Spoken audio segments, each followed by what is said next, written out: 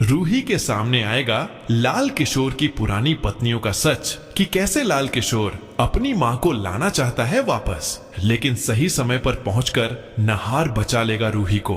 क्योंकि रूही को लाल किशोर जब अगवा करके अपने घर ले जाता है और उसके पैर बेड़ियों से बांध देता है, तो रूही को समझ नहीं आता कि अब वो कैसे लाल किशोर के चंगुल से खुद को बचाए। मगर रूही को एक बड़ा झटका तो तब लगता है जब रूही उस कमरे में अलमारी खोलकर देखती है, क्योंकि वहां पर कई सारी दुल्हनों की साड़ियां होती हैं, जिसे देखकर रूही काफी घबरा जाती है। मगर तभी लाल किशोर रूही को बताता है कि न जाने पड़ोस के लोग उसके घर को भूतिया घर क्यों कहते हैं, जबकि यहाँ तो सिर्फ वो और उसकी माँ रहते हैं। जिसके बाद लाल किशोर रूही को उस पुतले से मिलवाता है जिसे वो अपनी माँ समझता है, जिससे रूही को ये बात अच्छे से समझ आ जाती है कि लाल किशोर सच में सरफिरा है। और फिर रूही लाल किशोर को समझाती है कि ये लाल किशोर की माँ नहीं बल्कि एक पुतला है। जिससे ये सब सुनकर लाल किशोर काफी गुस्सा हो जाता है और रूही पर भड़कते हुए उसे साफ चेतावनी देता है कि अगर फिर कभी रूही ने लाल किशोर की मां के लिए ऐसा कुछ कहा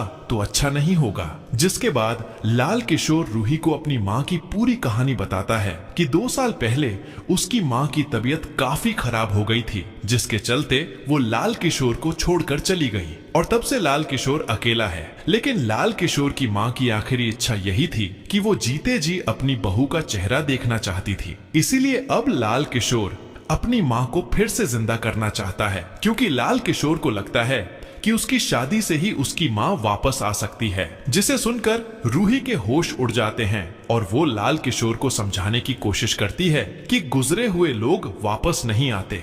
मगर लाल किशोर रूही से कहता है कि उसकी मां अब जल्द ही वापस आने वाली है, क्योंकि अब उसका टारगेट पूरा होने वाला है। जिस पर रूही पूछती है कि आखिर वो ये सब क्या कह रहा है, तो लाल किशोर रूही को बताता है कि ये जो अलमारी में दुल्हनों की नई नई साड़ियां टंगी हुई हैं, वो सब लाल किशोर की पत्नियों की हैं। इसलिए जब 7 पत्नियां पूरी हो जाएंगी तब लाल किशोर की मां भी ठीक हो जाएगी। जिससे रूही काफी डर जाती है और लाल किशोर रूही को बताता है कि रूही उसकी 7वीं पत्नी है और रूही से पहले वो अपनी मां के लिए 6 पत्नियों को बलिदान कर चुका है। इसीलिए अब रूही की बारी है, क्योंकि जब 7 बहुओं की गिनती पूरी होगी तो खुश होकर उसकी मां वापस लौट आएगी। जिससे रूही को समझ आ जाता है कि लाल किशोर अपनी मां के जाने के गम में पूरा पागल हो चुका है और उसे लगता है कि अपनी पत्नियों का खेल खत्म करके वो अपनी मां को वापस ला सकता है। इसलिए रूही खाटू श्याम जी से प्रार्थना करती है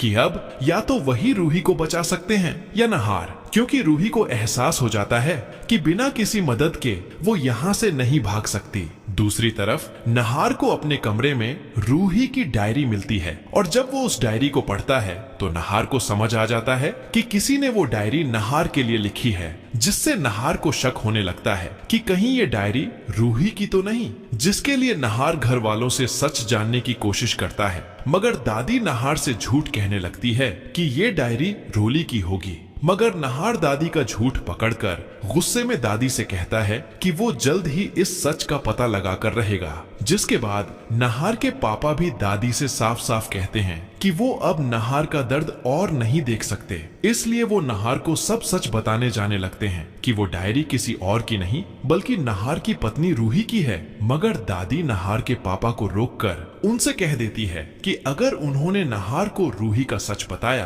तो इससे नहार की तबीयत बिगड़ सकती है। इसलिए नहार के पापा दादी की बातों में आकर रुक जाते हैं, इस बात से अनजान कि दादी नहार के पापा को इसलिए रोक रही है ताकि दादी का बनाया हुआ प्लान खराब न हो जाए। जिसके बाद नहार रूही से मिलने का फैसला कर लेता है ताकि वो ये पता लगा सके कि रूही अपने ससुराल में खुश है या नहीं। इसलिए भगवान की कृपा से नहार उसी जगह पर पहुंच जाता है जहां लाल किशोर का घर होता है और फिर वहां थोड़ी पूछताछ करने पर नहार को लाल किशोर का घर भी मिल जाता है, जहां नहार दरवाजे से सुनता है कि लाल किशोर रूही पर चिल्ला रहा है और उसे परेशान कर रहा है। इसलिए नहार देर न करते हुए पुलिस को फोन कर देता है और दरवाजा तोड़कर घर के अंदर पहुंच जाता है, जहां रूही को बंदी बना हुआ देखकर नहार के होश उड़ जाते हैं और वो रूही से पूछता है कि आखिर ये सब क्या हो रहा है।